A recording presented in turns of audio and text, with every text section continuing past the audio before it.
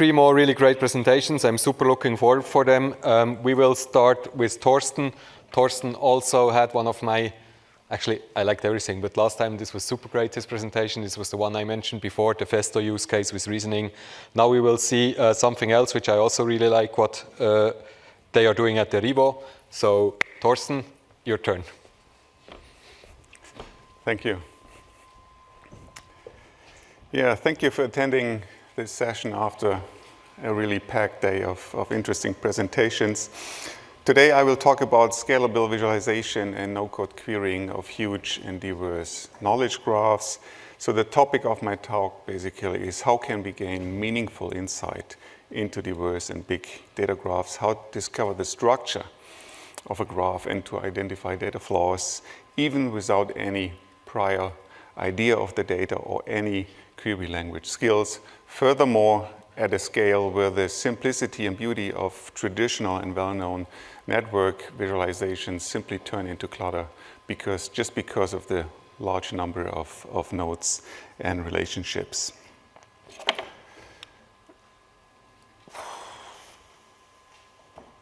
Okay, I'm part of a team at Derivo. We are developing semantic software solutions and provide consulting on knowledge graph modeling since more than 12 years now. Our customers are mainly from the engineering domain. As I mentioned one, Festo is a large automation supplier. But we have also done projects with Bosch, Siemens, and Schaeffler, with some publishing industry, the intelligence domain, and recently also in the financial domain. The background of the team clearly is a knowledge representation and reasoning, so the logic behind graphs and knowledge graphs. And the techniques we implement in our projects include data cleansing, integration methods, reasoning, and knowledge graphs.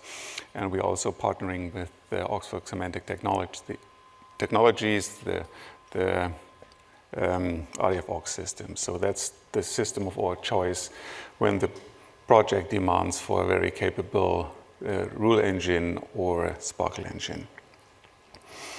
And in terms of products, we have SemSpec, which I will demonstrate in a minute, but we're also working on a Meta Explorer that even provides a more abstract level, more abstract than SemSpec on your knowledge graph. And we are also contributing to community projects or have our own projects, such as the Neo to RDF converter and a Mongo to Neo4j importer, as well as Conclude.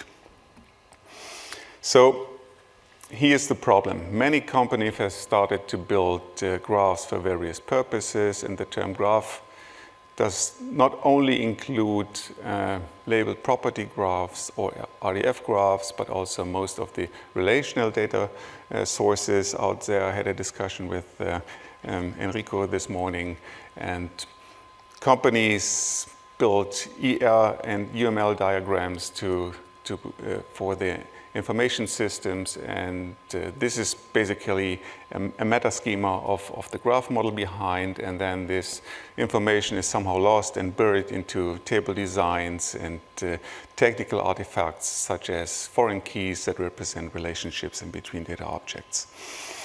And the big question is, how do we gain insight into such data graphs compiled from many different sources? How to find the interesting patterns, but also the local specifics. And well-known graph visualization and renderings are often mentioned as a solution to this task. And I'm pretty sure that you all have experience with this kind of network renderings that render a graph as dots and lines in between, and you often can add more dots and lines to which are connected to already existing nodes. And this is good because it's data-driven, but it does not scale. So even for medium-sized ontologies, you typically end up with a hairball like this. And this is often caused by the poor expansion control for new nodes. And I personally find it difficult to keep orientation in such graphs because of the heavy rearrangements of nodes whenever you expand a graph. So it is sometimes aesthetically pleasing and it shows some information, but it's hard to get a reasonable overview over the real structure of the underlying graph.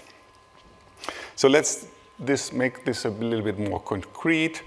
Let's assume we are prosecutors and want to effectively analyze the Panama paper data set in a network of offshore companies, officers, shareholders, and so on. And in this case, we could draw on the work of the many journalists from the International Consortium of Investigative Journalists, ICIJ. They have received a lot of data leaks over the time. So there were the Panama Papers, Bahama Papers, Paradise, and all that other leaks. Terabytes of data. So they looked into this data and they looked into a lot of thousands of emails, bank account statements, contracts, and so on. And they identified persons, addresses, entities, and all that stuff. And eventually they made some of this data publicly available as an Neo4j dump. In the end, it was a data graph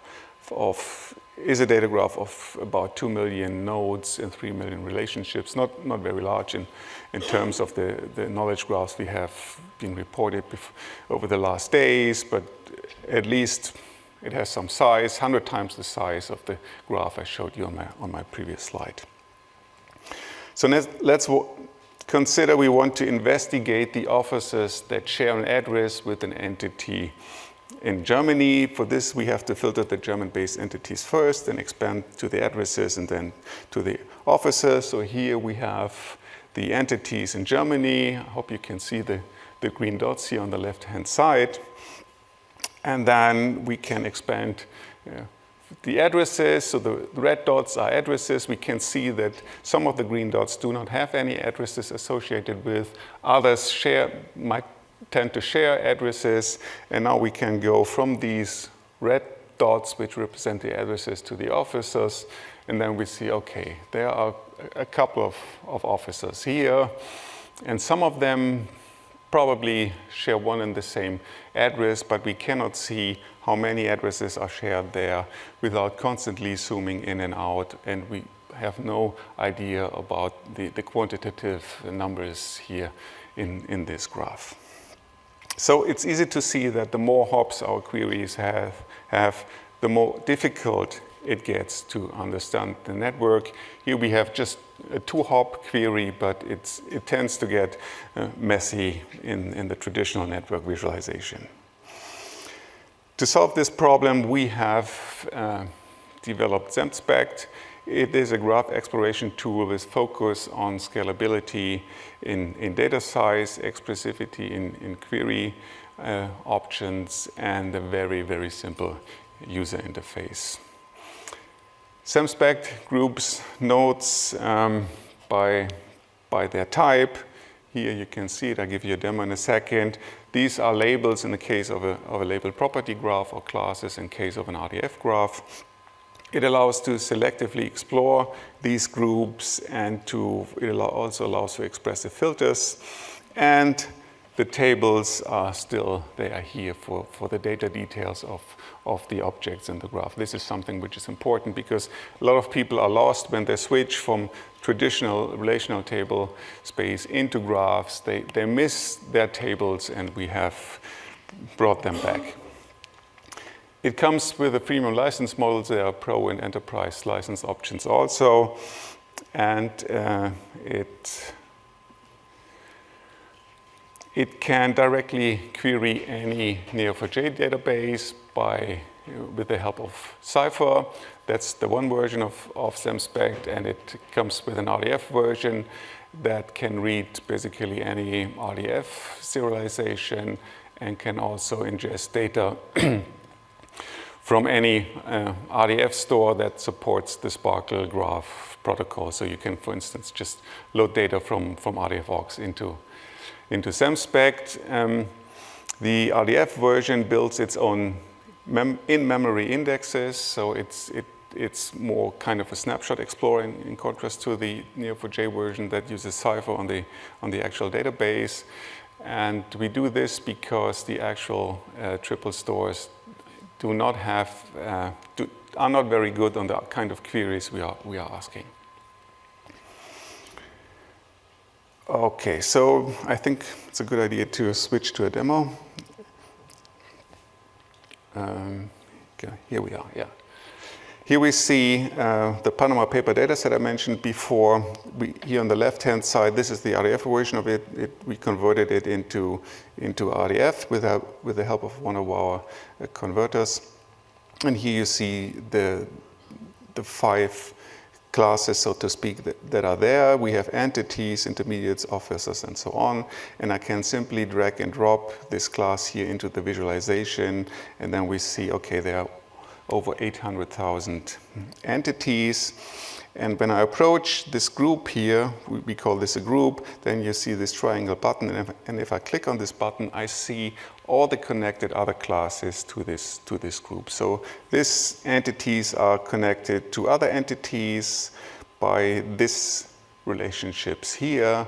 And we typically also offer to explore both relationship incoming and outgoing, if in case they're both present, and we have officers. And since we are now interested in addresses, let's just focus on the registered addresses of these entities. So what I can now do is look into the details of the entities, since we are interested in German-based entities. So here we have the list of all these entities. Here, if I click on one, then you see also details here on the right-hand side. And what I can do now is to filter here for the German entities in Germany, which are 214. And if I click on Apply Filter, then this filter will be applied to the first group here, the entity group. And you see that it filters down this group and propagates through the exploration graph here. And now you see the individual objects, because we now have 200, which is below the threshold you can set here for the visualization.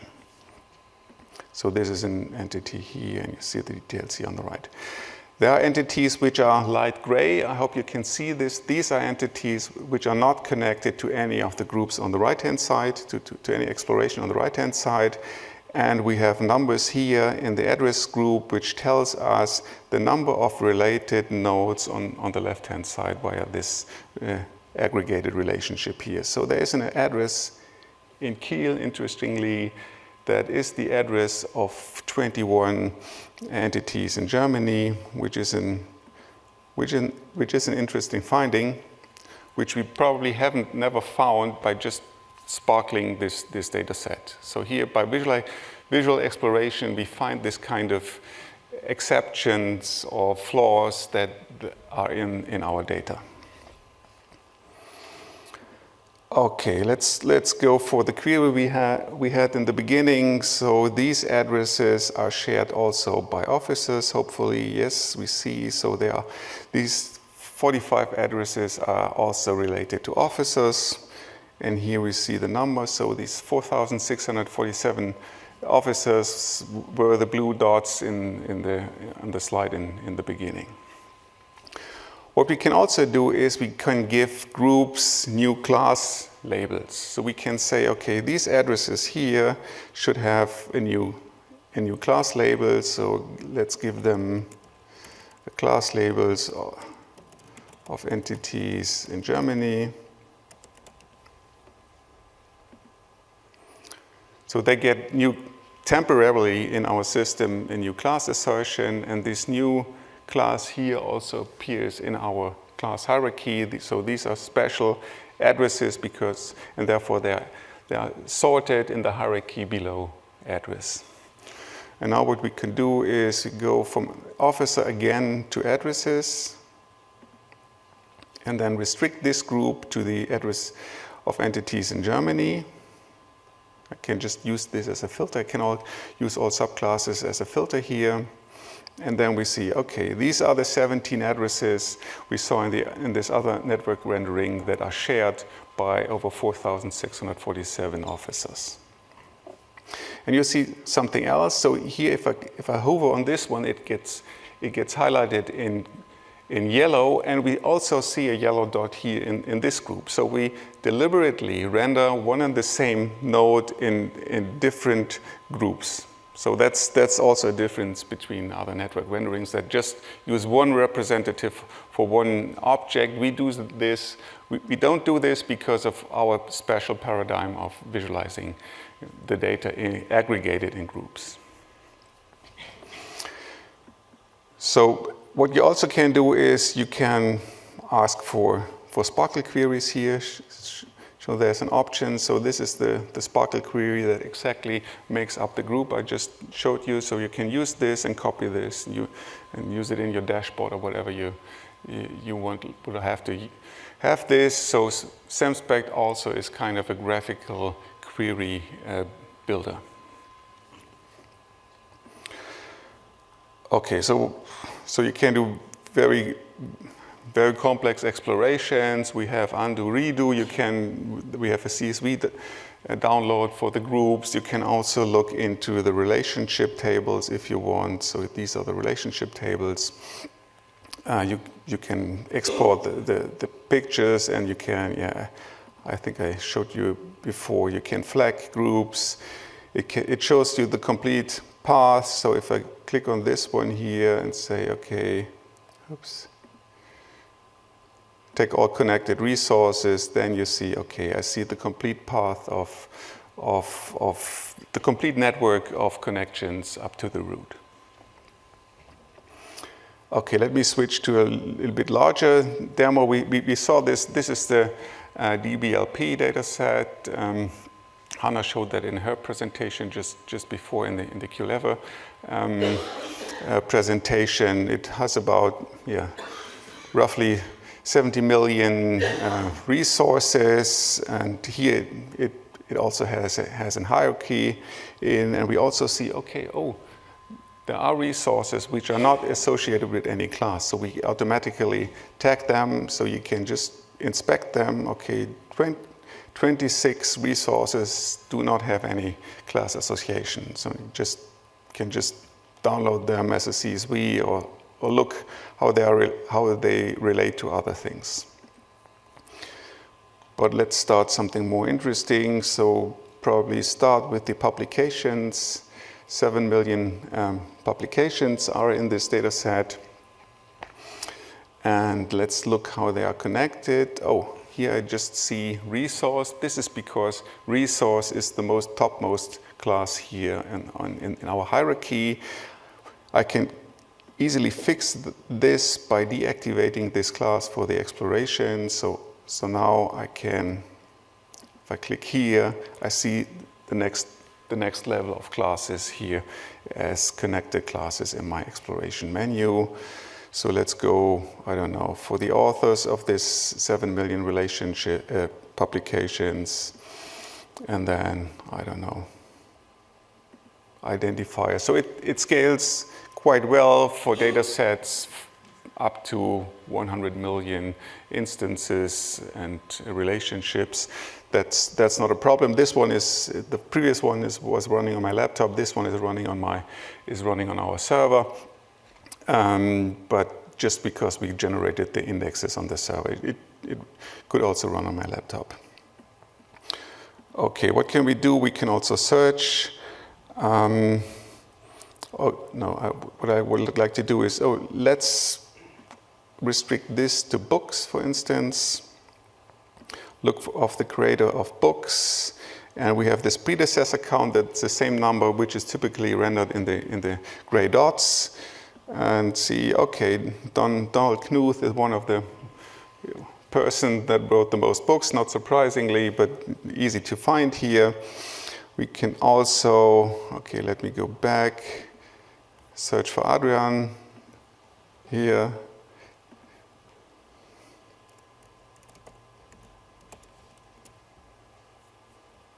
Okay, here he is. We can restrict this. Okay, this I think probably, okay, this is probably your Wikidata ID, which is also in DBLP. And then we can restrict the left group, and these are the 6 publications in DBLP that you are authored. Very highly cited. Very highly cited. I mean, this data probably is not complete. I don't publish, so. Okay, let me just switch back to the presentation for a second.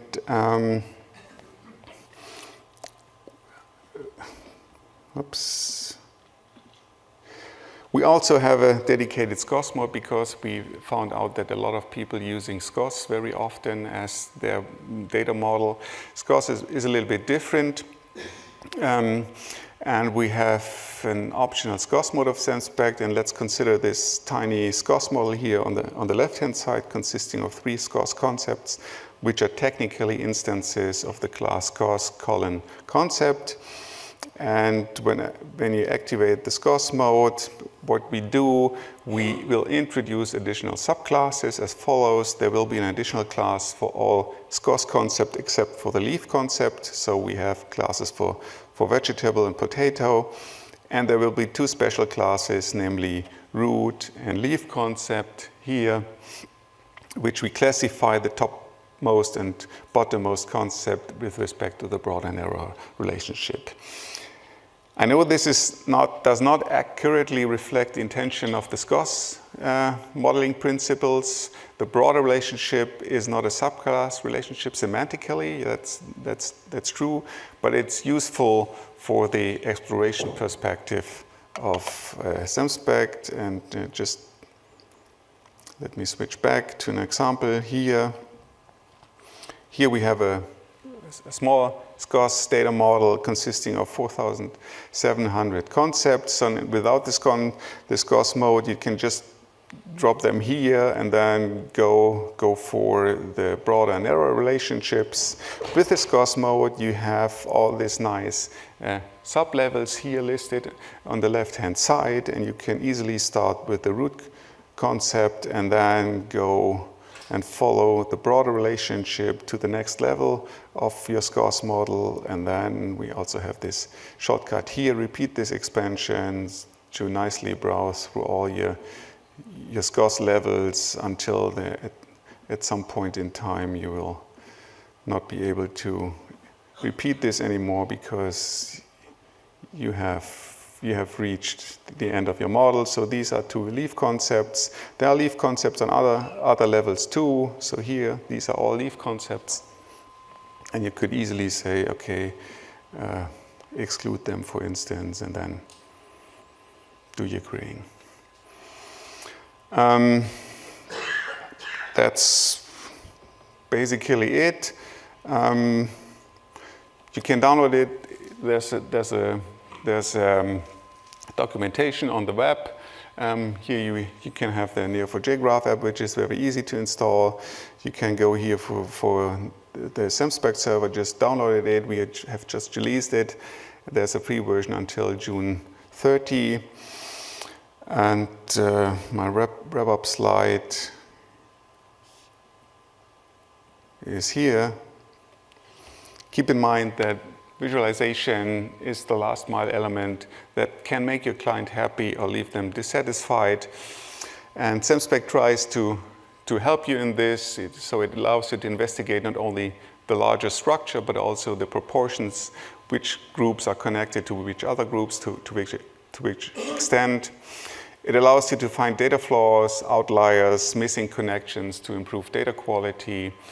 And it allows you to build complex queries just by visual exploration and to refine your graph schema via browsing. It's available for Neo4j and RDF. And okay, I did mention that it's also useful for shackles. So if you do shackle validation, you can just import your shackle reports into SemSpect together with the data.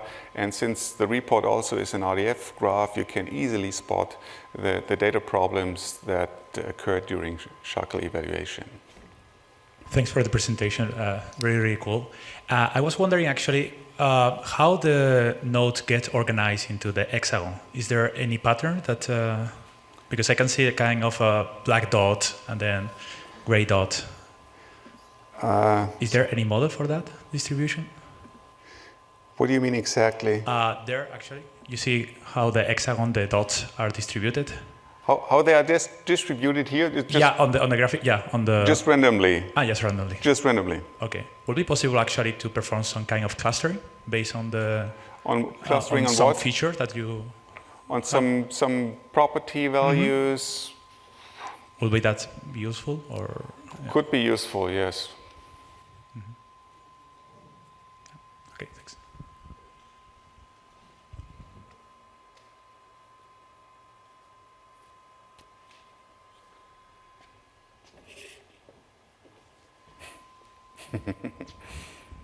So is your system ready to accept reasoning behind? So if instead of having just all asserted RDF relations, you have now or even RDFS that will just induce new connections that are not written physically on the database? What we do RDFS plus reasoning while reading the data and building the indexes. So domain and range and subclass is considered, but that's all. If you want to have reasoning, you have to materialize the data beforehand.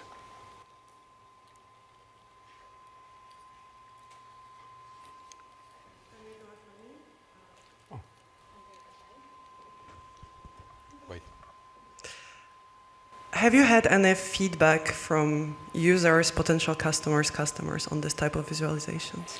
Yeah, this visualization is used. We had projects, for instance, with intelligence authorities that need to find connections in between persons over intermediate findings, which is hard to do just with an Oracle database or tabular analysis. So this helps a lot to find those hidden connections or connections you didn't know about.